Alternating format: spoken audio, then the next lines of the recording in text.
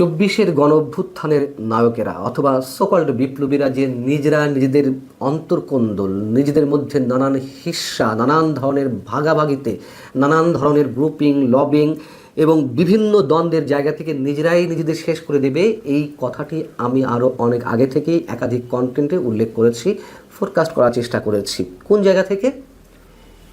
ইতিহাস যে আমাদের শিক্ষা দেয় সেখান থেকেই। তার কারণ বিপ্লবী বলুন, অভ্যুত্থানকারী বলুন বা আদর্শিক রাজনীতি বলুন, এইগুলোতে যখন পচন ধরে, এগুলোতে যখন গিভ অ্যান্ড টেকের বিষয় চলে আসে, এইগুলোতে যখন লোভের একটা ভয়ঙ্কর জায়গা কেন্দ্রভূত হয়ে পড়ে, তখন এগুলো আর থাকে না। এবং এই বিপ্লবীদের, কথিত বিপ্লবীদের ক্ষেত্রে আমরা সেই বিষয়গুলোই দিনে দিনে স্পষ্ট হতে দেখছি, এবং তারা যে শেষ হওয়ার পথে সেগুলো আমাদের সামনে খুব দ্রুত গতিতে প্রকাশ পাচ্ছে। সে বিষয়ে সামান্য কয়েকটা উদাহরণ দেব। অন্যদিক থেকেও আমরা এই বিষয়টা আলোচনা নিয়ে আসতে পারি। মাত্র একদিন আগে বাংলা ভিশনে স্থানীয় সরকার বিষয়ক উপদেষ্টা আসিফ মাহমুদ সজীব ভুঁইয়া কিংবা তার বাবা বিল্লাল হোসেনকে নিয়ে যে দীর্ঘ অনুসন্ধানমূলক প্রতিবেদন প্রচারিত হলো, সেটি নিয়েও আমরা বর্তমান সময়ের রাজনীতি, কথিত বিপ্লবীদের লোভাতুর বা লোভনীয় টার্গেট এবং গণমাধ্যমের চারিত্রিক বৈশিষ্ট্য নিয়ে একই সঙ্গে আলোচনা করতে পারি। বাংলা ভিশনে যে দীর্ঘ প্রতিবেদনটি প্রকাশিত হয়েছে, আপনারা জানেন এর মধ্যে তুমুল হইচই ফেলেছে, রাজনৈতিক অঙ্গনেও যথেষ্ট সাড়া ফেলেছে। বিশেষ করে এই প্রতিবেদনটি আসিফ মাহমুদ সজীব ভুঁইয়া এবং তার বাবাকে কেন্দ্র করেই করা, এবং এই প্রতিবেদনের মূল উপযোগ্যটা কী তাও আপনারা জানেন। যদি ছোটো করে বলি যে কুমিল্লা মুরাদনগরে গত কয়েকদিন আগে মাদক ব্যবসার অভিযোগে একই পরিবারের 3 সদস্যকে যে হত্যা করা হলো, তারাও স্থানীয় রাজনীতির বলি, যেখানে আসিফ মাহমুদ সজীব ভুঁইয়ার ক্ষমতার দাপট কিংবা তার রাজনীতি জড়িয়ে রয়েছে। অবশ্যই এর সাথে স্থানীয় বিএনপি রাজনীতি জড়িয়ে রয়েছে। পাশাপাশি আকুবপুর ইয়াকুব আলী ভুঁইয়া উচ্চ বিদ্যালয়ের সহকারী প্রধান শিক্ষিকা শিখা রানীকে আসিফ মাহমুদের বাবার ব্যক্তিগত আক্রোশের শিকার হতে হয়েছে, আক্রোশের শিকার হয়ে তাকে নানান ধরনের নির্যাতনের শিকার হতে হয়েছে, এবং স্কুল কক্ষের মধ্যে তাকে বিবস্ত করে তার উপরে নিপীড়ন চালানো হয়েছে। এই সব বিষয়গুলো আমরা জানি কেন, কী কারণে। যদি বলেন সত্যতা কথাখানি, অবশ্যই স্থানীয় বিএনপির সেখানে একটি রাজনীতি রয়েছে, এটা যেমন সত্য কথা। পাশাপাশি আসিফ মাহমুদ সজীব ভুঁইয়ার যেই ক্ষমতার দাপট এবং তার দাপটের প্রভাবে তার বাবার যেই লোকাল পলিটিক্স বলি কিংবা তার দাম্ভিকতা, সব কিছুরও অবশ্যই একটা সত্যতা রয়েছে। এখন রাজনীতির কথা বলছিলাম, গণমাধ্যমের চরিত্রের কথা বলছিলাম, বা এই যে কথিত বিপ্লবীদের ক্ষমতার যে রাজনীতি সেটির কথা বলছিলাম। এনসিপির নেতারা অভিযোগ তুলেছে, যেহেতু ইশরাক হোসেন মেয়র হতে পারেননি আসিফ মাহমুদ সজীব ভুঁইয়ার কারণে, মানে মেয়রের চেয়ারে বসতে পারেননি, সেই আক্রোশের জায়গা থেকে ইশরাক হোসেন এই রিপোর্টটি করিয়েছেন। কেন? তিনি বাংলা ভিশনের ব্যবস্থাপনা পরিচালকের দায়িত্বে রয়েছেন। আচ্ছা, এনসিপি কেন আসিফ মাহমুদ বিষয়ে বারবার কথা বলে? এর আগেও তারা এই মেয়র পদ নিয়ে, ঢাকা দক্ষিণ সিটি কর্পোরেশনের মেয়র পদ নিয়ে তারা মন্তব্য করেছে ইশরাক হোসেনের বিরুদ্ধে। আসিফ মাহমুদ সজীব ভুঁইয়া তো সরকারি উপদেষ্টা, তার সাথে নাকি এনসিপির কোনো সম্পর্ক নেই। তাহলে আবারও কেন তারা এই বিষয়ে কথা বলল?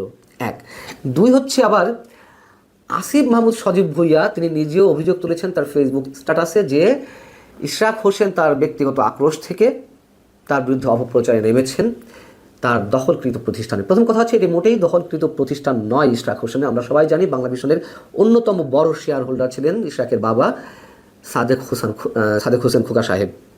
তো এটি মোটেই তার দখলকৃত প্রতিষ্ঠান নয়। এবার আসুন মূল কথায়, যে অন্য কোনো প্রতিষ্ঠানে হলো না, তাহলে বাংলা ভিশনে এই ধরনের রিপোর্ট প্রকাশ পেলো বা প্রচার হলো কেন? খুবই সহজ কথা, অন্য কোনো প্রতিষ্ঠানে হচ্ছে না। বাংলাদেশের গণমাধ্যমের চরিত্র এটি, হয় সরকারি রক্তচক্ষুর ভয়ে তারা করে না, অথবা সেন্সরশিপের মধ্যে চলে যায় তারা দালালির একটা জায়গা থেকে, তাবেদারির জায়গা থেকে। সে বিষয়টি আমরা দেখছি। হাতে গোনা 2-1টি গণমাধ্যম ছাড়া সবাই এই ক্যাটাগরির বা এই শ্রেণীতেই পড়ে। এবং ক্ষমতা কেন্দ্রিক রাজনীতির যে অপব্যবহার, ক্ষমতার দাপটের যে বহিঃপ্রকাশ, আমরা এই সোকল্ড বিপ্লবীদের রাজনীতিতেও দেখছি। অনেক বিষয় একই সঙ্গে আলোচনা করা যায়। এবং এই যে অসংখ্য অভিযোগ সামাজিক যোগাযোগ মাধ্যমে বা বিভিন্ন সোর্সে আমরা জানতে পারছি, এগুলো নিয়ে তেমন কোনো বক্তব্য বা রিপোর্টিং কোনো গণমাধ্যমে নেই। হাতে গোনা 2-1টি গণমাধ্যমের কথা আলাদা, সেটা আমি আগেই বলেছি, এখনও বলছি। অন্যান্য বিষয়ে যদি আমরা দু একটা আলোচনা নিয়ে আসি, সাম্প্রতিক সময়েরই বিষয়গুলো, যেমন মাহফুজ আলম অন্যতম কথিত বিপ্লবী, তার বিরুদ্ধে অস্ট্রেলিয়াতে তার ভাই মাহবুব আলম মাহিরের অ্যাকাউন্টে সন্দেহজনক লেনদেন বা 2 কোটি টাকার চেকের লেনদেন, এরকম নানান ধরনের বিষয় সামাজিক যোগাযোগ মাধ্যমে উঠে এসেছে। সেটিকে চ্যালেঞ্জ করেছেন মাহফুজ আলম, এবং চ্যালেঞ্জ করতে গিয়ে তিনি কী বলেছেন সেটাও আপনারা জানেন। নিজেদের মধ্যকার যেই ক্ষমতার রেষারেষি, দ্বন্দ্ব, ভাগাভাগির এক ধরনের অমীমাংসার জায়গা থেকে তারা একে অন্যের পিছনে লেগে উঠেছে। যেমন মাহফুজ আলম কী বলছেন, তিনি বলছেন যে আজকাল অনেকের লেজ কাটা যাচ্ছে বলে আমার বিরুদ্ধেও লেগেছেন। খেয়াল করুন, নতুন একটি দলের কয়েকজন মহারথী এতে জড়িত। নতুন দল কোনটি? এনসিপি। তার মহারথী কারা? এই যে আসিফ মাহমুদ সজীব ভুইয়া কিংবা নাহিদ ইসলাম অথবা সার্জিস আলম, হাসনাত আবদুল্লাহ কিংবা নাসিরুদ্দিন পাটোয়ারি, এরাই তো। এবং আপনাদের মনে থাকার কথা, এই যে এনসিপি বা জাতীয় নাগরিক পার্টির একটি বড় পদে বা শীর্ষ পদে মাহফুজ আলম বসাতে চেয়েছিলেন তার নিজের বড় ভাই মাহবুব আলমকে, তিনি কিন্তু পারেননি। এবং নিজেদের মধ্যে যে একটা চরম দ্বন্দ্ব শুরু হয়ে গেছে এটাও আমরা বুঝতে পারছি, যার জায়গা থেকে তিনি এই মন্তব্য করেছেন। এবং তিনি বলছেন সব সত্যই প্রকাশ পাবে। একটা সার্কেলের প্রায় সবাই যখন দুর্নীতিগ্রস্ত, একজন কোনো টাকা ধরছে না বা দুর্নীতি করছে না, এটা কার সহ্য হবে? অর্থাৎ এনসিপির আর যে নেতা রয়েছেন তারা সবাই দুর্নীতিগ্রস্ত, এবং তারা যে সবাই দুর্নীতিগ্রস্ত এরকম নানান ধরনের অভিযোগ তো আমরা পাচ্ছি, কেউ তো রেহাই পাচ্ছেন না। সার্জিস আলম, হাসনাত আবদুল্লাহ কিংবা নাহিদ ইসলাম মন্ত্রী থাকা অবস্থায় তার এপিএসের যে দুর্নীতি, অথবা আর যারা রয়েছেন সবার বিরুদ্ধে তো কম বেশি অভিযোগ উঠছে এনসিপির অন্যান্য পর্যায়ের নেতাদের বিরুদ্ধে।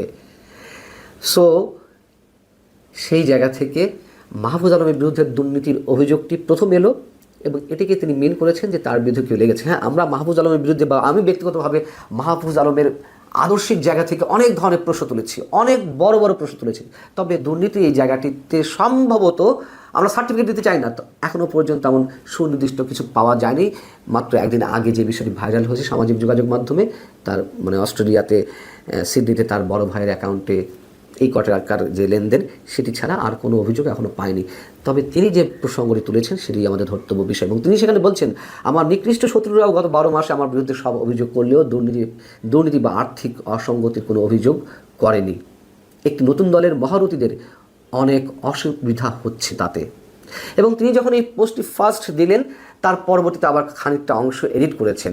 এই যে বিশেষ দলের কিছু দুর্নীতিবাজ লোকের কথা তিনি উল্লেখ করেছেন, এবং নিজেদের মধ্যকার যে দ্বন্দ্ব সংঘাত সেগুলো তিনি তুলে ধরেছেন, সেই জায়গাগুলো আবার তিনি এডিট করে আবার বলছেন কয়েকটা বাক্য নিয়ে অযথাই জল ঘোলা হচ্ছে, তাই এডিট করে দিলাম।